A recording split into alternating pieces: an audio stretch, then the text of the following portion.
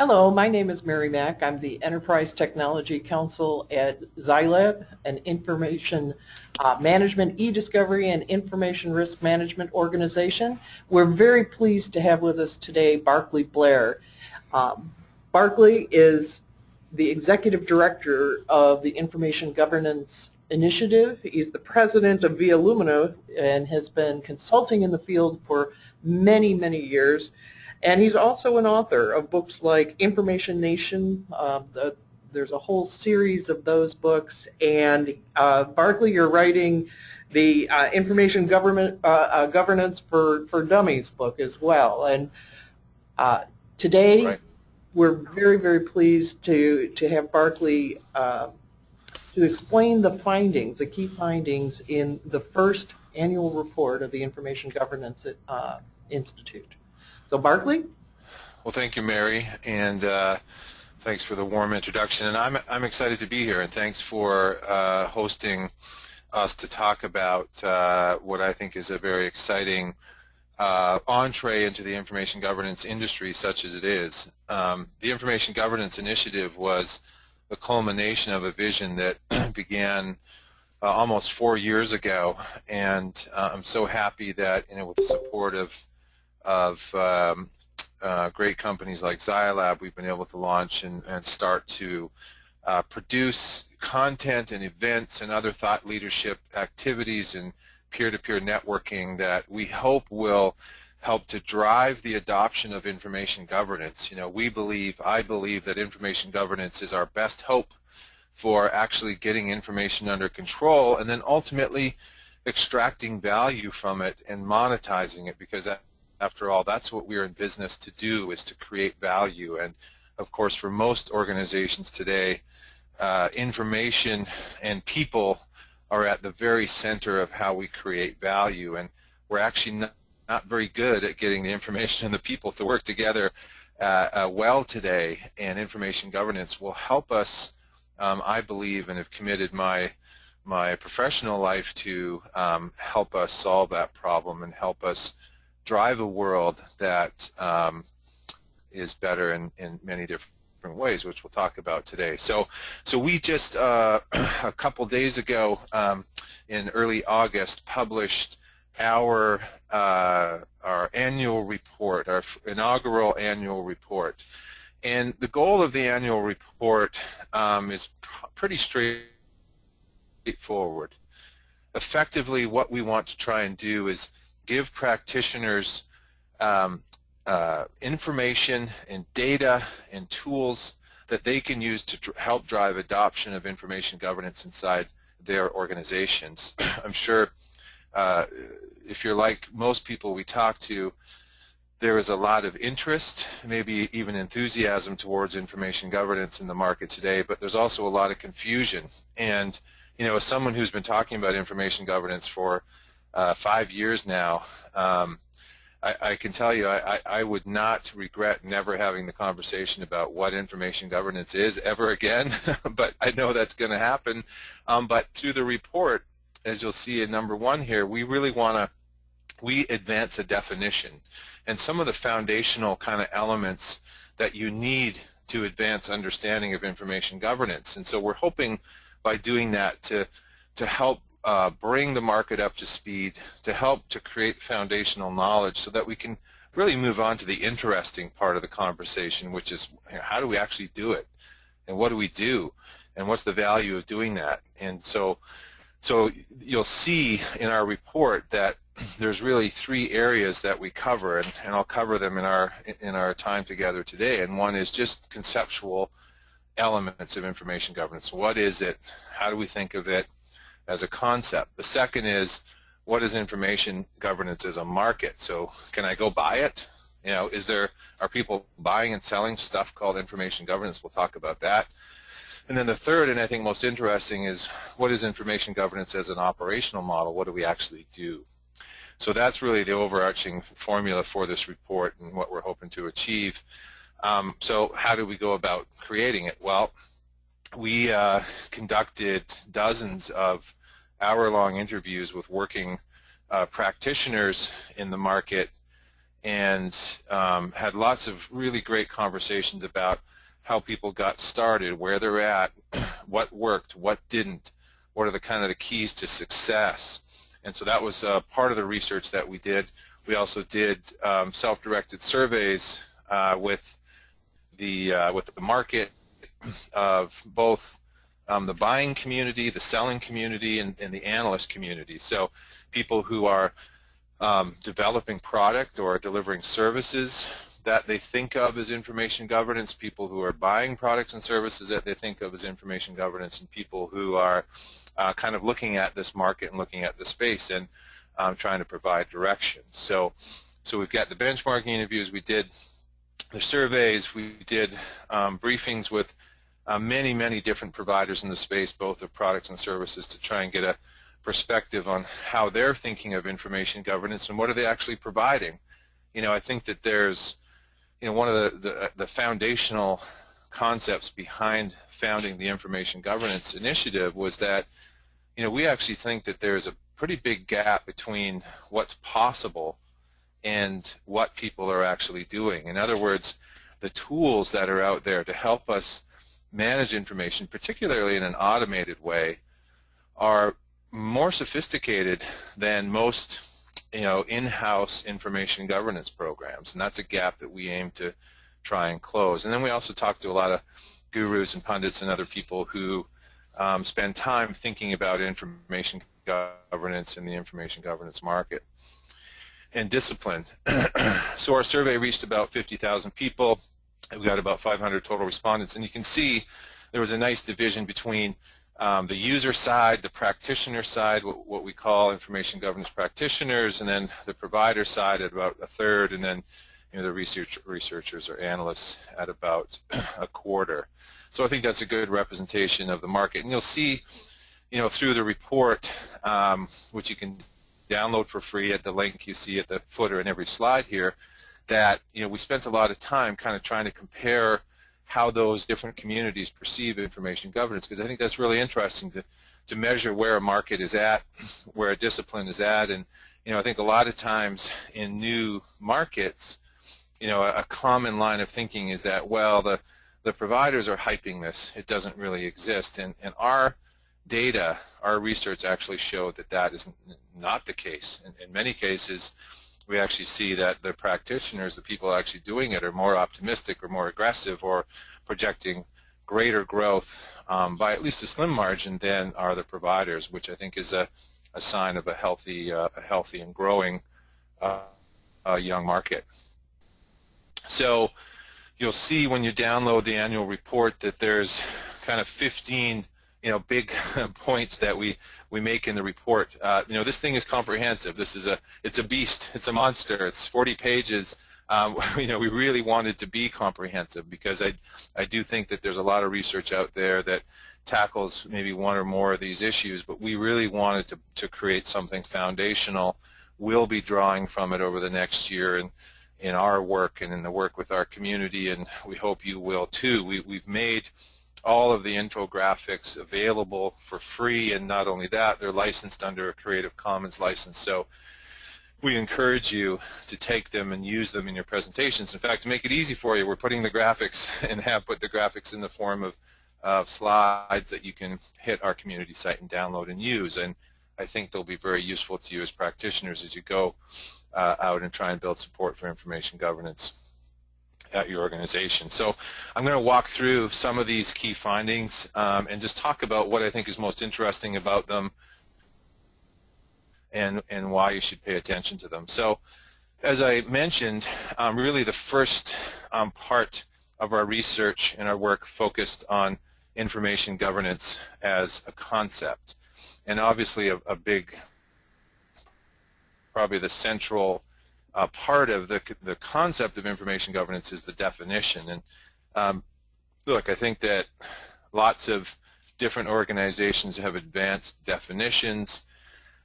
This is the one that we like. This is the one that 96%, so virtually all of the practitioners in our community, the people we talk to, support and like and will use. So I think it's fair to say that it has overwhelming support from the market and take it and use it. Move out of the mode of the conversation, of having the conversation over and over about what information governance is. Look, if you don't like this definition, if you don't want to use this definition, that's fine. The only key point really is that you have to have one. You need to adopt one. You need to, and my work with clients on the consulting side, I mean, often it's the best thing for them to develop a definition that reflects the culture and the values and the specific focus of their organization. If they're a consumer products company and data breaches are a big concern, or they have massive pools of private data, then privacy you might see kind of being more highlighted, or the concept of that being more highlighted in the way they think about information governance, and that's fine. The reality is that information governance is a broad pursuit. The value of the concept of information governance, however, is that unlike any existing discipline, we are for the first time taking common elements from a bunch of different information-related pursuits and saying, hey, these things are actually all pretty similar, and we think that they should be addressed in a centralized and coordinated way. So what are those things? Well, we asked the community, what do you think, what activities are part of your concept of information governance? And you can see, unsurprisingly, 97% said records and information management. Information security came back more, ranked second, which was actually higher than I expected it. I expected maybe e-discovery or something related to that to be higher, but I think, again, that bodes well and is evidence of the concept that information governance is not just, it's not at all, in fact, just a rebranding of information or of records management or e-discovery, that it actually is it's a net new discipline. It's a net new pursuit. It's something that requires a different kind of thinking, and as you'll see later, even I think a different organizational structure than anything that we're doing today. So we've got RIM, as you would expect, information security compliance, data governance, which usually refers to the management and governance of structured information. Not always, but that's a typical usage and certainly how we intended it. So the management of big databases and master data source and so on, e-discovery, risk management on down the line to 71% knowledge management. We've got analytics in there. So we've got big data, data science, finance. So you see it's a very broad pursuit, and 80% said this is a comprehensive list. The other thing to note, which I think is interesting, is that the top 5 or so in here are clearly all risk-focused activities, and I think that that's to be expected. The heritage that information governance is coming from is primarily a heritage of risk management and risk reduction. So I would expect these results, and that's what we saw. But you'll see that it's not exclusionary of other pursuits that are primarily focused on value. And that is the balancing act in information governance, is that it comes from a heritage of risk-focused activities, but really it needs to equally focused on generating value. And we'll talk about some of the ways to do that as we go on. But clearly we can see that some value-based concepts are included in the market's perception of information governance as an activity. Just some other color really on information governance as a concept. So, we asked people, is information governance just documents, or are we talking about more than that? Are we talking about your databases and your big data warehouses and so on? And you can see the vast majority either strongly agree or agree, with only 3% disagreeing that is true. That's the structured and unstructured part of this diagram. We asked folks, is information governance, an umbrella concept that includes most of the things that we focus on in the world of information control and management? And again, you see strong agreement. As I said before in the previous slide, it includes both legal risk and business value. An overwhelming majority agree with that. And that it also includes not just the policies, which is often where people get hung up on information governance, when in fact policies are just a foundational or one of the elements of information governance, but it also includes the people who enact those policies and the technology that enact those policies. Some of the policies that we create, some of the rules that we want around the way we manage information have an effect on what people can and cannot do, and then some of them have an effect on how we configure and use technology. So you can see that, you know, across the board, information governance is perceived as a broad pursuit, as a holistic pursuit, as an umbrella pursuit, which provides a new kind of coordinating function for everything we do around information. And that's, you know, our view is very much aligned with that. So let's talk about perceptions of information governance as a market next, as I said at the outset, kind of as the second part of our, or the second leg of our stool. One is, well, what is information governance as a concept? Let's get that on the table. Let's get some agreement on that. And then let's move on to talking about, is information governance, are people actually doing it? Are they actually spending money on it? And if they are, what are they doing and how much money are they spending? And also, you know, is it something that I can buy? Is there products and services out there related to this market? So this is a very interesting slide, a very interesting graphic where we asked, you know, our survey takers, you know, tell us how many projects you're working on right now that you consider to be information governance projects, and then tell us what's the total cost of those projects, by which we mean, are you writing checks for products, are you writing checks for services, and are you include the time and cost of your staff.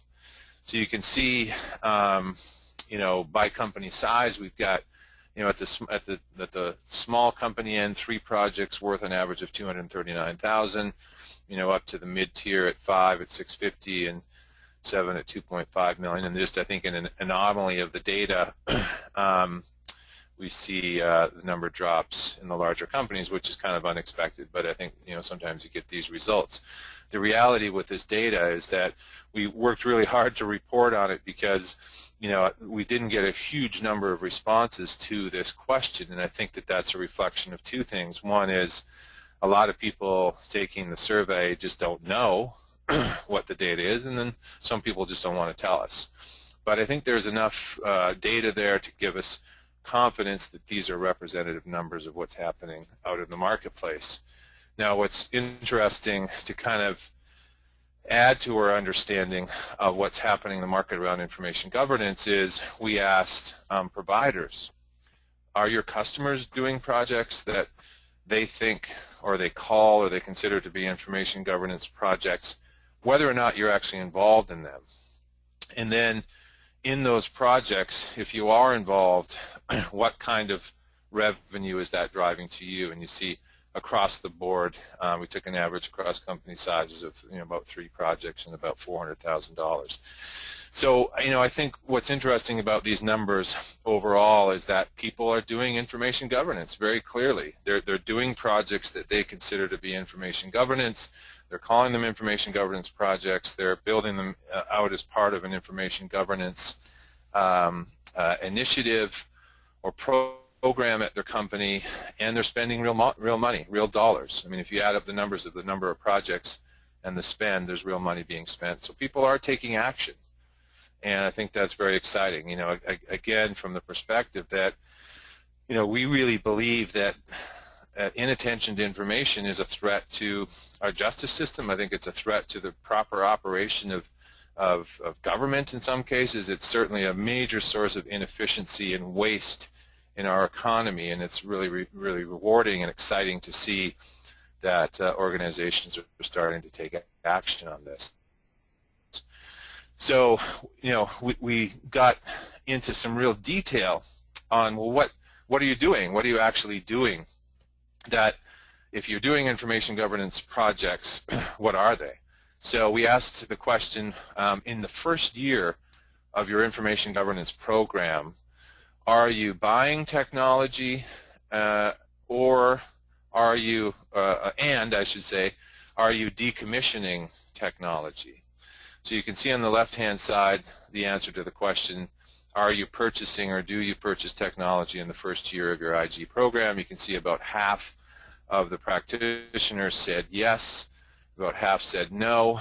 I think that result is actually higher than I expected it to be, and I'll show you some data in a second as to why. But the short answer is that most IG programs move very, very slowly, simply because there isn't the corporate governance structure in place for them to happen any more quickly. In other words, nobody knows who the heck is in charge of it. There's not a structured way to go get money. It's not part of the budgeting process. It's not clear who would spend that money or what you would spend the money on. So this number is actually higher. Providers said, and we asked them in this case, their perception of what their customers are doing, and you see it kind of split down, a third yes, a third no, and a third we don't really know. We don't have visibility into that. A lot of the providers, keep in mind, in our survey are service providers, and so they may not be involved in or have visibility into what their customers are doing in this area. Decommissioning technology, you see it's not something that's happening. The majority aren't doing it in the first year of their program, and again, that's a result that doesn't surprise me given my experience as a consultant for the past 12 years or so, that before decommissioning can happen, before you start to kind of move out the old systems, there's a lot of work that has to be done. So if you're in the first year of a program, that's typically not the first thing you're going to do.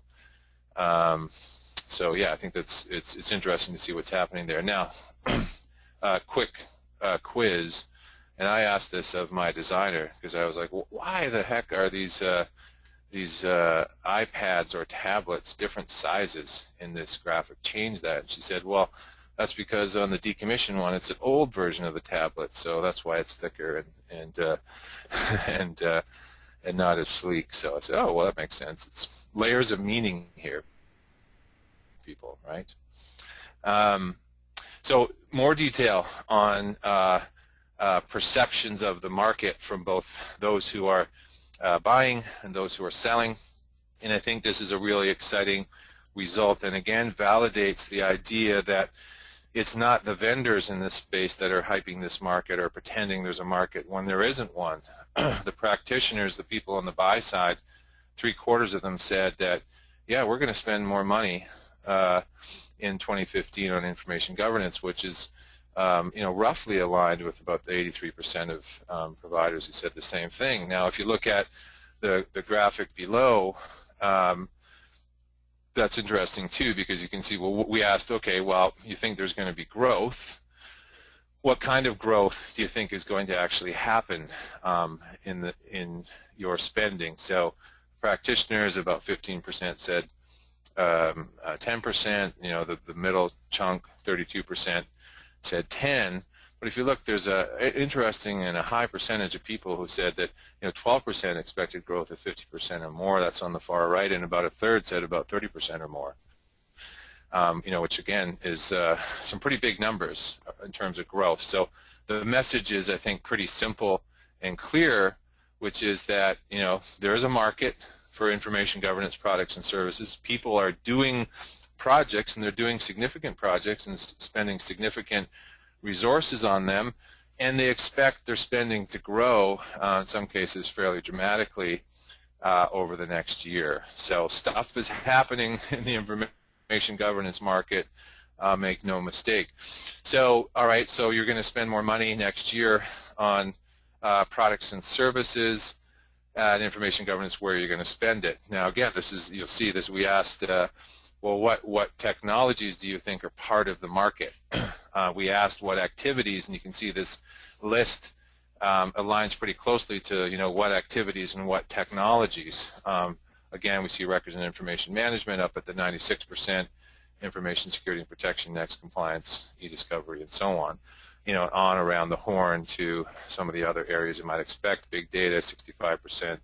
Enterprise architecture, business intelligence, some of the more value-focused activities part of that. So, we don't think that all of these technologies are IG technologies per se, and I think it's probably questionable right now about what exactly an information governance product is. I don't think there is such a thing as a product that does all of all of information governance, but clearly we have products that address, you know, big chunks of the overall information governance market, and big chunks of information governance as a discipline, and that'll continue to evolve, you know, in the coming months and years. So broad perception on the practitioner side around what is actually part of the information governance market. Now, this is an interesting piece of data where we were curious about the services side. So, you know, where are organizations buying services today, and where do they think that they're going to buy them in 2015? And so you can see we've got the sources of purchasing on the left. We've got what practitioners, the buy side, told us in the middle, and then what providers told us on the right-hand side. Now, overwhelmingly, the buyers told us that they're buying services from software and hardware professional services groups. What really surprised me in this result was that law firms came in dead last. And I think that's a really interesting result, particularly given the risk orientation that, you know, the community told us they have right now when it comes to information governance. But, you know, it's probably a reflection of a couple of things. One is that a lot of the services people are buying are clearly related to the actual integration or implementation of product, and that's why you see the numbers there. And number two, I'm not convinced that a lot of law firms have marketed themselves, or law firms don't market, of course, quote unquote, but haven't positioned themselves necessarily in this market as a place to go to get insight into information governance. And perhaps that's because the perception of information governance at many organizations is just broader than something that is a legal issue. Now, what's interesting about the results here too is you see the providers are much more Catholic in terms of setting out where they think or where they see their customers are buying services, and that's probably an artifact of the reality that providers have a broader perspective, right, than buyers. So in other words, you know, if I'm a seller of information governance products or services, I may see 100, you know, customers a year and have knowledge of where they're buying and actually see across the board that they're buying from multiple sources.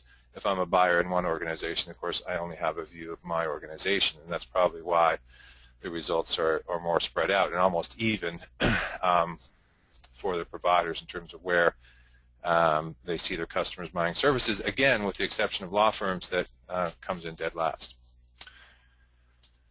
So let's talk about the last part of the report, which is the work. So we've talked about some of the foundational concepts of information governance, what it is, what's included, and so on. We've talked about it as a market. So in other words, what are people buying? What are they spending money on? And now let's talk about information governance as something that I do and some of the dimensions around that. So one of the, I think, most urgent results or important results of our work here is that, you know, our research from every one of the signals that we gathered has a resounding message, which is that there is an almost complete leadership vacuum around information governance. In other words, there is not in most organizations a C-level executive who has been assigned or who clearly owns or has oversight for information governance. And the reasons for that are complex and varied. One of them certainly is that, you know, and if you've heard me speak before, one of the things you may have heard me talk about is that, you know, the chief information officer at most organizations actually does not own the problem of information. They own the problem of infrastructure. In other words, they keep the lights on, they own the pipes and wires, but they don't, you know, own what flows through those pipes pipes and wires. And most CIOs will in fact tell you that. And in fact, if you think about one of the first things you may have heard as you came into the technology world, or particularly talking to programmers or database administrators, you hear this expression, garbage in, garbage out, which one way of reading that is it's the IT side of a business saying we aren't responsible for the information. If you, the business user, want to come in and muck up our beautiful database with all your your messy data, that's your problem, not ours. And so in this gap between those who are responsible for the information and those who are responsible for the infrastructure, you have a huge hole, and I believe personally that that huge hole accounts for the vast majority of pain and suffering that organizations have experienced in e-discovery, for example, because we don't know what information we have, where it is, what it is, or how to get to it. You know, we have, if you ask IT, for example, for a data map, what they will show you is in a large organization, hundreds or thousands, a spreadsheet with hundreds or thousands of entries of coded names of servers or hardware assets, or maybe logical assets within those servers, and some data about them, and that view of the world makes no sense whatsoever to the business view of the world. In other words, there's a gap between the way that the business looks at information, the way that legal looks at the information, the way that IT looks at that information. In that gap, we have a host of problems that manifest themselves both on the business and the legal side. So you can see our survey bears out the current reality, which is that, you know, just over a quarter actually have somebody in charge of information governance, and that's a terrible situation, and frankly will frustrate the efforts of any practitioner trying to do better. You can get so far without that leadership and maybe make incremental changes, but it's very difficult to actually have an impact on information without support from the top level. You know, within that quarter or so that actually have this job, only a little over a third have information governance in their title. So for this and other reasons, we at the IGI have decided to begin to advocate for the creation of a new C-level role called the Chief Information Governance Officer. And we're not naive. In fact, we might actually be kind of cynical because we've been around these problems as consultants and lawyers for decades in some cases, and we have repeatedly seen the failure of good intentions, great policies, and other wonderful things that absolutely make no impact on the organization because no one owns it at the C level. And we firmly believe that without that leadership, that we're effectively tilting at windmills. So that needs to change. So we see, you know, we're also intelligent enough to know that creating this role and giving somebody this title alone doesn't solve any problems. And you can certainly see organizations that have adopted chief privacy officer roles where if that role is not clearly not empowered and part of the way that the corporation actually runs itself, it doesn't solve anything other than, you know, maybe improving the optics outside the organization. So it's not a panacea. We don't believe that. We believe that there's lots of other things that have to happen, but as a central idea and concept to at the very least illustrate the fact that there's a desperate need for leadership around information and a specific kind of coordinating leadership, you know, we're not going to fulfill our duties and responsibilities or take advantage of the enormous opportunities that come from managing information better. So the CIGO is how we're currently pronouncing it. You could say CHIGO, you could say whatever you want, but I'm just going to say CIGO for the rest of this presentation, or the CIGO. It's really a coordinating function. So you know, we expect at most organizations that it's not a role that a CIO or other C-level executives are going to report to in most organizations. In fact, you can anticipate in some organizations that a CIGO may actually have a reporting relationship with a chief data officer or a CIO or a general counsel, depending on the structure of the company. the authority of the CIGO in a lot of areas may be minimal and more like influence. If you think about a RACI matrix where you have responsible as the R, accountable, consulted and informed, the CIGO might only be informed or consulted in certain areas like enterprise architecture where there's projects going on where there needs to be a loop out to a coordinating function, a clearinghouse, to ensure that what's happening in that project aligns with the values and priorities that the company has around information. So for example, let's say that you're a broker-dealer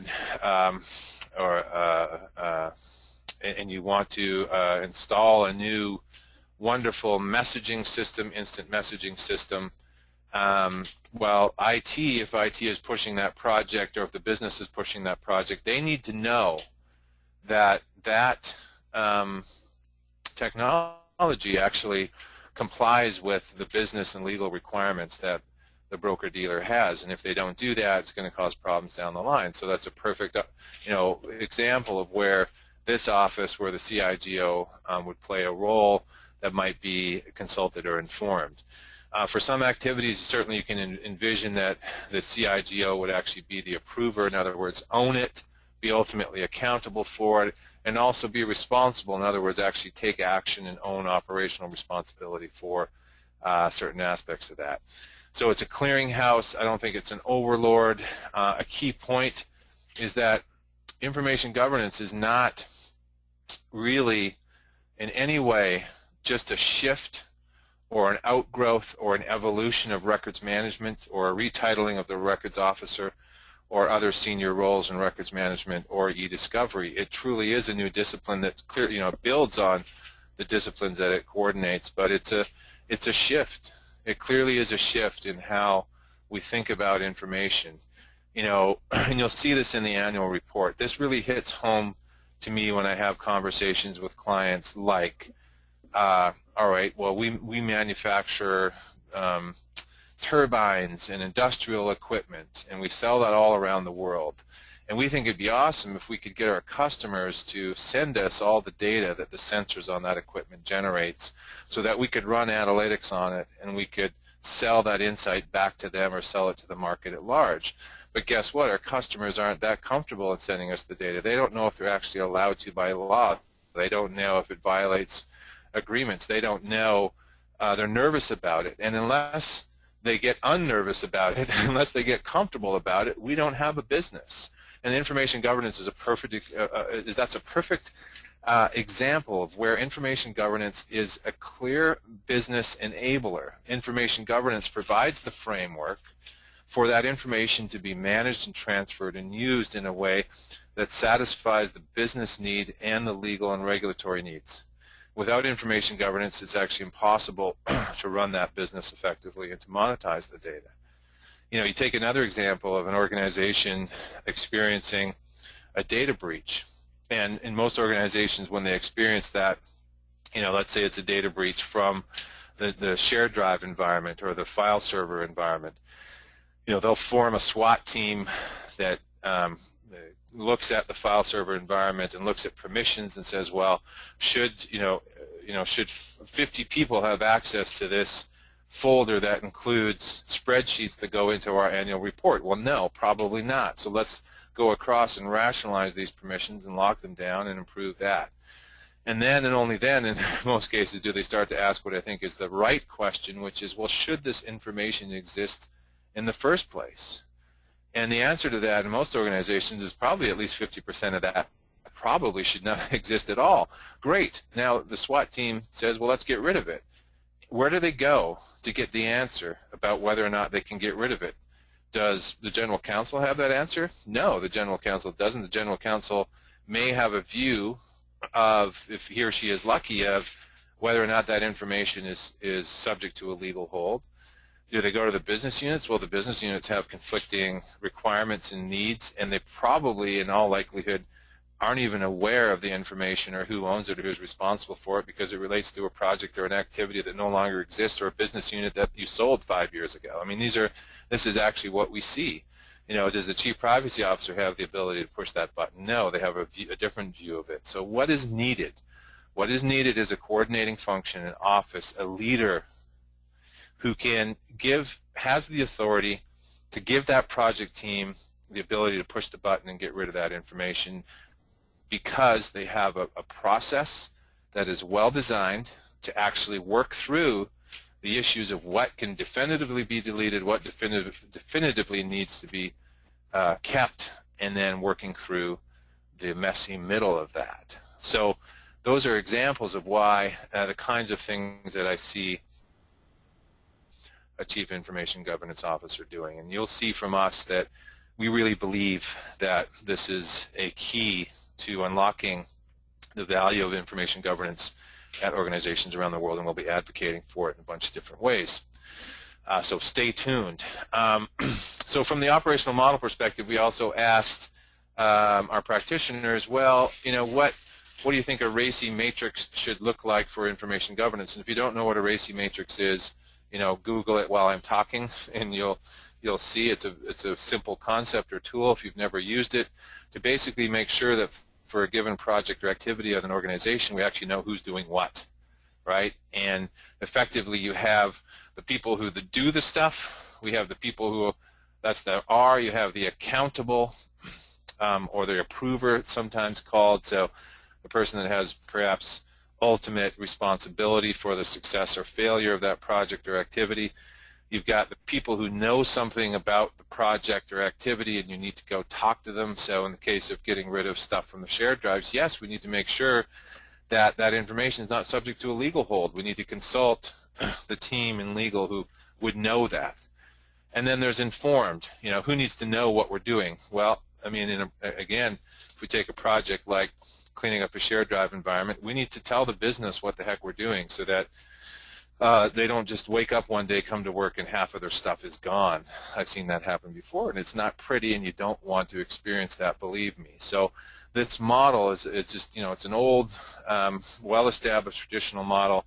It's a useful one to just, at the very least, get you thinking about what a responsibility kind of matrix or pattern looks like around information governance. And so here you see what our community told us, that, the top results of who should actually be in charge, or not in charge, but in each of these buckets. So take that and use it and study it, and it's an interesting, I think, and useful way to benchmark and then drive your own thought process at your organization. So we also asked our community, this is the magic wand question, if you had the authority, if you had the budget, what projects would you actually do? And you see in the middle, this is what the practitioners told us, and on the right-hand side, what providers told us. And it's interesting, the top three results were the same, just slightly ordered slightly differently in the blue. And then you see there's a difference in the next three, and then the same at number 7. So, again, given it the maturity of information governance, this is what I would expect to see. We'll compare this in a second to what projects people are actually doing. Practitioners said, recognizing what I've just been talking about, the leadership gap, recognizing how that's holding them back. If they had the budget and authority, they would say, look, let's get somebody at the C-level in charge of this. Let's put in place a framework so we know what the heck everyone's supposed to be doing and how we execute on this. That's the first thing they would do. Policies and procedures, naturally, those are part of the foundational work and the framework. And then getting rid of old stuff, closely related to project number 4, legal hold tracking, data loss prevention, and so on. Now, we asked them, well, what are you actually doing?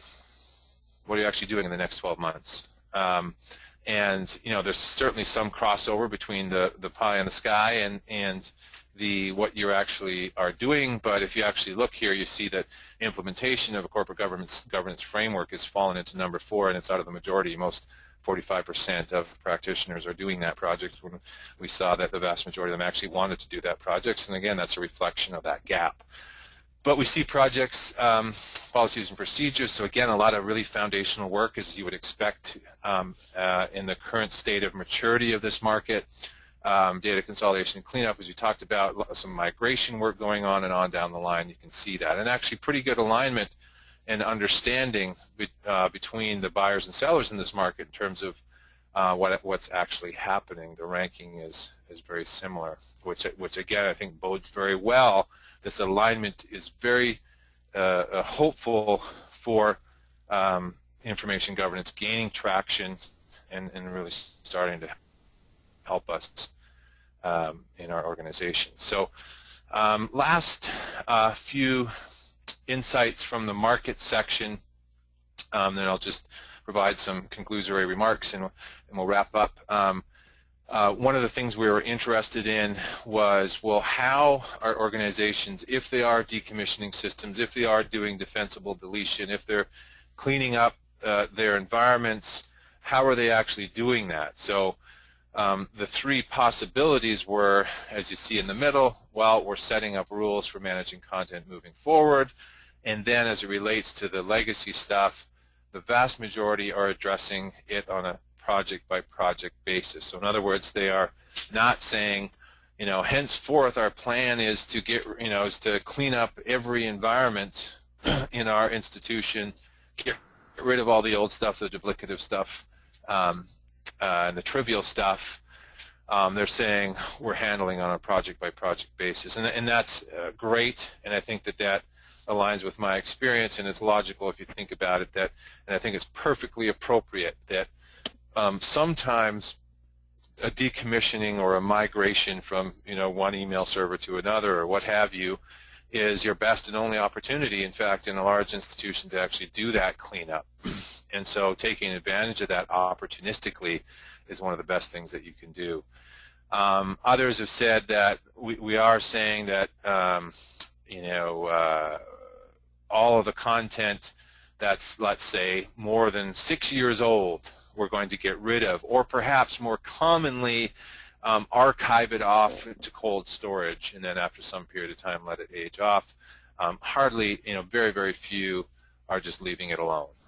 And that, you know, so if you want a simple sense of what's happening, lots of people are tackling those projects, and lots of people on a project-by-project basis are trying to answer that question of what do we keep, what do we throw away, and how do we categorize and manage this stuff so we can actually extract value from it as opposed to it being latent liability in our organizations. Now, so a lot of hopeful stuff I've showed you. This one's not so good. You know, this one is, well, how long does it actually take you to get a project started? Now, this is from the time that an organization has decided that, yes, we're going to do this project, to the time that it actually has money and staff allocated for the project. And you can see that it's, you know, a long time. You know, the most common answer was greater than 12 months. And in fact, you can see the majority, if you add up those two numbers, is a year or longer to get a project going. And so we've got a ways to go.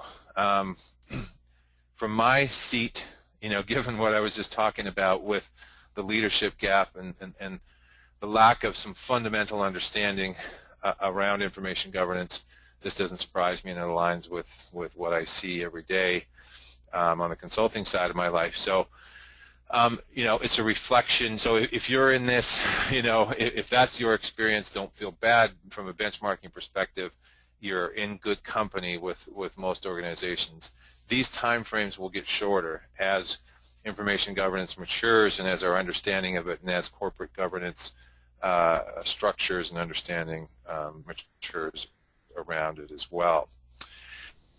One of the things that I hear all the time, at least from gurus, people like myself, when I go to events and so on, is that you got to build the business case for information governance. And there's a lot of, and we all nod our heads and go, yeah, that sounds right.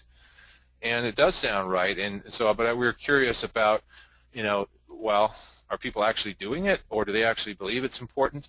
And you can see in the top left quarter here, you know, a good 2/3 said that, yes, quantifying the financial benefits of information governance is important or very important, see 33, 35. And the providers agreed overwhelmingly that it was important, and that makes sense. In other words, they're telling us that when they're selling product, they need to make a business case. So again, I think this flies a little bit in the face of some discussion you might see out there that information governance is all about risk, or it's just a relabeling of some existing risk activities, and I don't think that's true. And in our report, clearly, in our research, we clearly found otherwise, that value is very important, and information governance is not something that companies are doing simply because the house is on fire. That may be, and they need to buy, firehouses, but certainly that's what gets a lot of companies started. But more and more organizations are taking it on to try and just be better organizations and to stop the loss and stop the waste and stop the insanity around information. All right, so quantifying financial benefits is important. If we move to the right, well, what are you using? So you'll see that from a practitioner perspective, almost half said a return on investment calculation is what we're using. Almost an equal number said total cost of ownership, and you see the splits there on the provider side. The ROI is a much more common model for them when they're building up the business case for their products or services. The bottom part of this quadrant in the left-hand side, I was just kind of, we were curious about how are you building these models. So you'll see the green outline on the practitioner side tells us that the vast majority of them are developing those internally. They're not, only 30% are going outside to build those models. So that's very common, and you can kind of align that or think about that in your own experience. Providers, again, there's a lot of development of that internally. You can see 15% developed by a product vendor. That's clearly services providers who are taking models that are built by product vendors and using them. And then the last question here, I could do a whole hour easily on return on investment. I'll spare you. Fundamentally, my view is that my experience with return on investment calculations is that most commonly they are more a political exercise than they are an economic exercise. In other words, they're often used to justify a decision that's already been made. But one of the things that is certain is that there is, whether an ROI model or a TCO model works or helps or is valid for your organization, is largely dependent upon agreement about what's going to be included on the cost and on the benefit side. And so soft costs, things that are more difficult to quantify, like risk reduction or employee productivity or what have you, those are clearly part of the value, the cost of information governance. So we were curious about whether or not people were building those into the models, and the vast majority of them are. The key there is to get alignment on those soft costs so that, and I see this time and time and time again, is that practitioners spend a year building a business case, they present it to senior management, and they say, well, I don't really believe that that's a driver, a cost driver, or a benefit that matters. So alignment on that up front is really important. So we, kind of as a teaser question, we asked folks, where do they see information governance going, and sort of, it's a little bit cute, but 2020 vision on IG in 2020, the year 2020, about 6 years, 5.5 years out. Now, I'll say that we asked a related question, a kind of attention pair question of about 150 analysts, pundits, gurus on information governance, and we're going to be sharing the results of that work towards the end of the year, early next year, as kind of a look forward. But in our survey community, you'll see the questions we asked. We proposed this statement, these series of 6 statements: will be better at managing information by 2020, most will be doing it, et cetera, et cetera. And you can see that, by and large, for one thing, I actually found the alignment between the practitioners, providers, and the analysts, fascinating. I mean, almost identical results. Now, I guess that could mean that we're all drinking the same Kool-Aid and we're seeing the world from that perspective, but I think that there's it could also mean that we're starting to build a common understanding or a common view based in reality about where we're at and where we're going and how long it might take to get there. Certainly it's not all wine and roses, in the sense that in that last result, only a little over, half said that we will have a separate department or group or a C-level executive. That's 6 years from now. You know, the top level will be better. So I think, I mean, I would characterize this, and you can characterize it, you know, I guess depending on if you're a glass half full or half empty person, that I think this is overall optimistic. It's certainly, these are bold statements and purposefully kind of provocative, and I was quite surprised by how optimistic the market is given the challenges that I see ahead of us and see every day. So take heart. I think that there is a consensus building, as you'll see in our annual report, that information governance is real. Information governance is something that companies are doing, that they're spending money on, that they are taking seriously, that they are planning on, and that they plan on building in the coming year and the years afterwards. So if you are at the early stages of that, as most companies are, take heart that you're in good company. That, you know, although you know, organizations are taking action, most of those projects are what I would say is, you know, in the first stages of maturity. It's getting foundational elements like policies and procedures in place and putting those things that are in place to actually enable them to drive value down the road, and that will enable them to help the organization with data-driven business models and establish the frameworks in the process and the decision structures for doing that. So I'm very excited about information governance. I'm very excited about our report. It's getting a lot of traction in the market, and again, our hope for it is that it will drive literacy around this conversation. It will allow us to put some stakes in the sand about what we mean when we're talking about information governance, so we can move on to talking about how we actually do it. And that's very exciting, because I think we'll see in relatively short order organizations really start to accomplish some amazing things with their information, with their data.